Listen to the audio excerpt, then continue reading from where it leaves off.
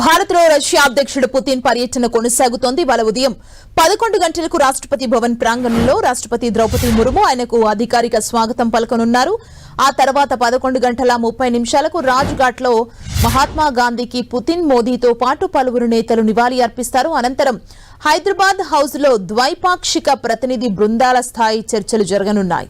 Lunch తర్వాత ప్రధాని Modi, Putin Hyderabad house లో ఒప్పందాలు చేసుకోవడంతో పాటు వాటిపై సంయుక్త ప్రకటన చేయనున్నారు. అక్కడే మీడియా మీటింగ్ కూడా నిర్వహించనున్నారు. ఇందులో ఇండియా రష్యా బిజినెస్ ఫోరంతో పాటు మోదీ, పుతిన్ కూడా పాల్గొనే అవకాశం ఉంది. సాయంత్రం రాష్ట్రపతి ఏర్పాటు చేసే విందులో పాల్గొంటారు. అనంతరం పుతిన్ రష్యా తిరుగు పయనమవుతారు.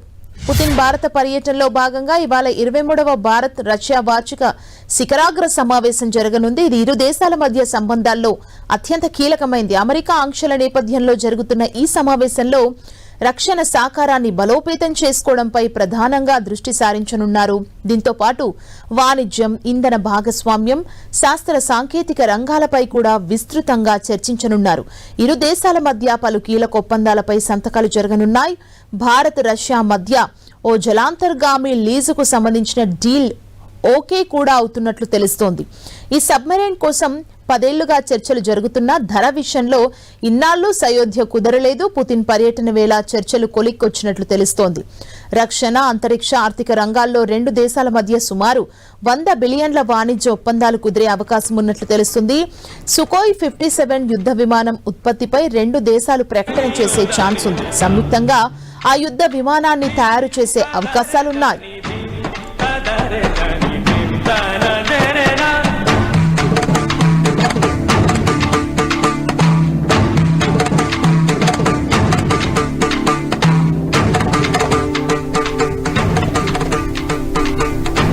పుతిన్ విమానం దిగిన వెంటనే ఇరువురు నేతలు ఆత్మీయంగా ఆలింగనం చేసుకున్నారు.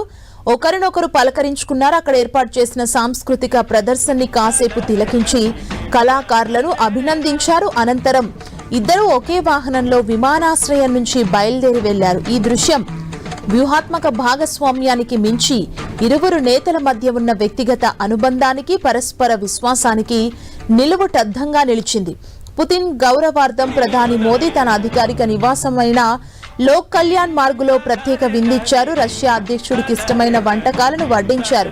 గతేడాది మాస్కో పర్యటనలో మోదీకి పుతిన్ ఇదే తరహాలో ఆతిథ్యం ఇవ్వగా ఇప్పుడు మోదీ ఆ స్నేహాన్ని రెట్టింపు చేస్తూ ఘనమైన ఆతిథ్యం ఇచ్చారు. 2022లో యుక్రెయిన్తో రష్యా యుద్ధం మొదలైన తర్వాత పుతిన్ భారత్లో పర్యటించడం ఇదే తొలిసారి కావడంతో ఈ పర్యటనకు అంతర్జాతీయంగా అత్యంత ప్రాధాన్యత ఏర్పడింది. భారత్పై అమెరికా పలు ఆంక్షలు విధించిన తరుణంలో ఈ భేటీ జరగడం గమనార్హం. రష్యా అధ్యక్షుడికి ప్రధాని మోదీ కానుకందించారు. భారత్లో పర్యటిస్తున్న పుతిన్ కి భగవద్గీతను గిఫ్ట్ గా ఇచ్చారు. అయితే ఈ భగవద్గీత రష్యన్ ఎడిషన్ లో ముద్రించిందని, లక్షలాది మందికి ఇది ప్రేరణ అని మోదీ తెలిపారు. గీత బోధనలు ప్రపంచానికి స్ఫూర్తినిస్తాయని పేర్కొన్నారు. పుతిన్ కు ప్రత్యేక స్వాగతంపై ప్రధాని మోదీ ఎక్స్ వేదికగా స్పందించారు. నా మిత్రుడు అధ్యక్షుడు పుతిన్ కు స్వాగతం పలకడం ఎంతో ఆనందంగా ఉంది. ఆయనతో జరగబోయే సమావేశాల కోసం ఆసక్తిగా ఎదురుచూస్తున్నాను. భారత్ రష్యా స్నేహం కాల పరీక్షకు నిలిచింది. ఇది మన ప్రజలకు ఎంతో మేలు చేసిందని పేర్కొన్నారు. అంతకుముందు ప్రధాని మోదీకి ఫిదా అయింది రష్యా. ప్రోటోకాల్ పక్కన పెట్టి మరీ పుతిన్ కి స్వాగతం పలకటంపై హర్షం వ్యక్తం చేసింది. మోదీ ఇలా వెల్కమ్ చెబుతారనుకోలేదంటూ రష్యా అధ్యక్ష కార్యాలయం క్రెమ్లిన్ ప్రకటన విడుదల చేసింది. ప్రోటోకాల్ ని కూడా పట్టించుకోకుండా పుతిన్ కి స్వాగతం పలికారు.